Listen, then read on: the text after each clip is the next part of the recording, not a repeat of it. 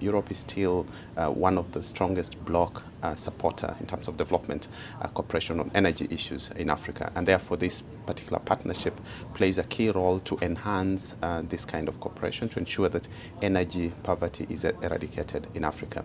Now, this is done in different ways.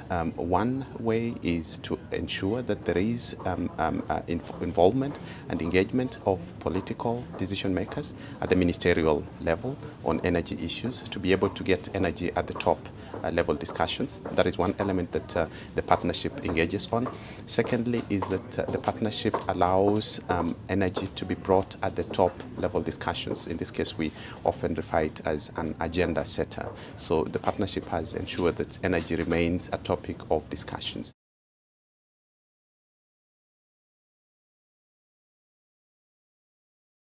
Usually, in 2007, when the partnership was put in place, the key statement was that this is a partnership of equals. In that case, there is no beneficiary or loser in the partnership. Why do we say that? Africa, as I mentioned before, is energy poor. So there is a widespread energy poverty in the continent, and it's looking into support, into investment, into the energy sector. In this case, it relies a lot on partners, in this case Europe, as I mentioned also before, that Europe is one of the strongest supporters of energy in Africa. On the other side, Europe is looking into elsewhere to invest, and you know that the markets in Europe is getting saturated, and Africa kind of offers an opportunity for these kind of investors who would like to kind of widen up their markets into the African continent, where this one lacks very strongly. Of course, one advantage that Europe has, and this is something that is extremely useful to the African continent, is that Europe has the know-how.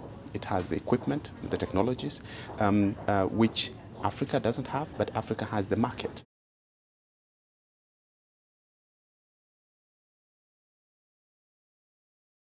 The partnership has put in place targets in thematic focus. So we have targets focusing on energy access. We have targets focusing on renewable energy, on energy security, and on energy efficiency. Now, these targets have been put in place to be able to be achieved by 2020. So basically, since 2010, when these targets were adopted by ministers both from Europe and Africa, we've put in place a monitoring process.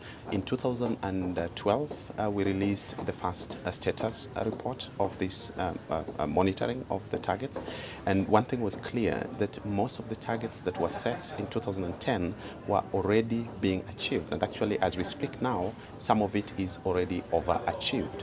Of course, we have some aspects that we still have work to do, like on energy security and on energy efficiency, but if you look at energy access, there is a lot that has been done, and in fact overachieved. Currently, the leaders from both Europe and Africa are considering to review the targets.